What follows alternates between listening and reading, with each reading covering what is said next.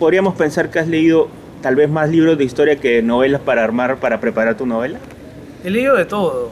Historia, por supuesto, historia militar, he leído novelas para poder darle vida y sustancia a las escenas y a los personajes de este libro, sobre todo aquellos que conforman la línea narrativa vinculada con la Segunda Guerra Mundial.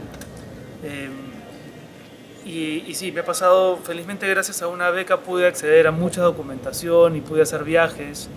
Entonces yo diría que junto con los libros que he leído, que habrán sido unos 15 probablemente, están los dos viajes centrales que yo quería hacer desde un inicio a Trujillo para poder recrear el Trujillo de la década del 20 del siglo pasado, y Hamburgo, que es escenario central en esta novela, porque Hamburgo fue la ciudad que sufrió el bombardeo más mortífero de la Segunda Guerra Mundial, por lo menos sobre suelo alemán, tanto así que era conocido ese bombardeo como el Hiroshima europeo.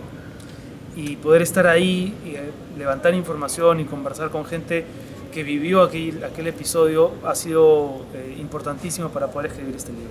¿Qué dirías de Madrid, la ciudad donde vives y que también fue parte de alguna manera de este momento tan oscuro de la historia del mundo? Para mí fue un descubrimiento saber o enterarme que Madrid también había recibido impactos, y no solamente impactos, sino que había sufrido el ataque directo de los aviones italianos y alemanes que apoyaban a Franco durante la Guerra Civil Española y que utilizaron esa guerra como un teatro de ensayo para lo que harían luego ya en el teatro europeo.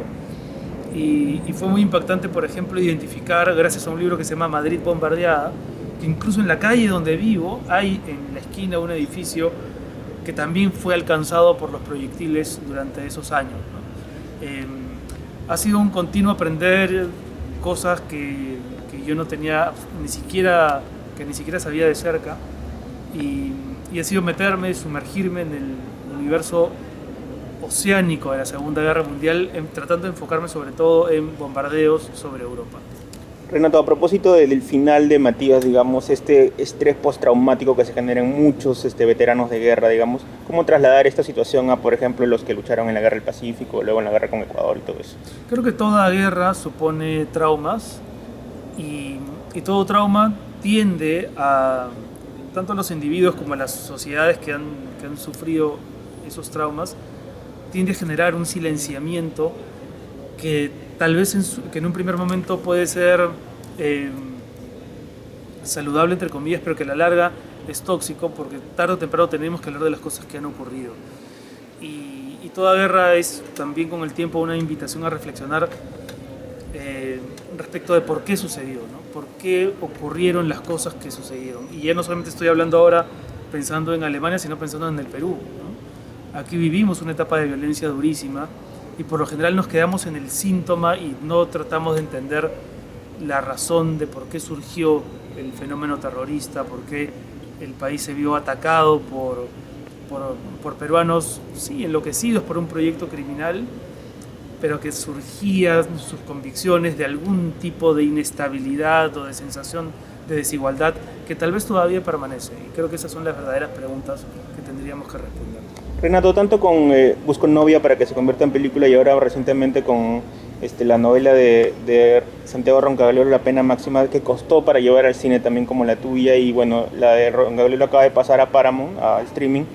¿Crees que a los peruanos les cuesta un poquito más tal vez que sus obras sean vistas para adaptarlas? ¿Crees que es un tema, digamos, no sé, de desarrollo, todavía nos falta un poco más?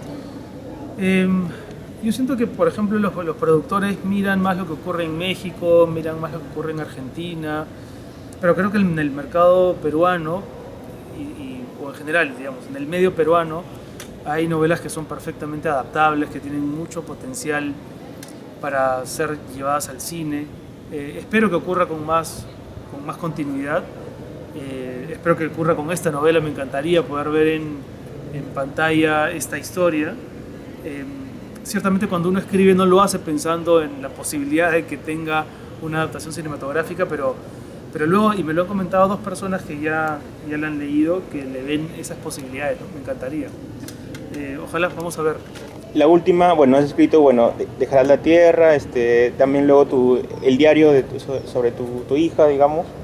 Algún día te mostraré el desierto, ahora viene esta incursión en la novela histórica, digamos, Renato. ¿Hay un género al que le rehuyes y que prefieras que no, o no descartas en algún momento, no sé, escribir novela romántica, escribir política, totalmente política? ¿Qué es lo que te gustaría más adelante? No, no descarto nada, ¿no? De hecho, yo no tenía pensado escribir una novela que tuviese la Segunda Guerra Mundial como telón histórico de fondo, y sin embargo aquí está. Y, y eso me hace pensar que uno, aun cuando quiere saber cuál es el libro que viene, nunca puede prever qué tipo de escritor va a ser en el futuro.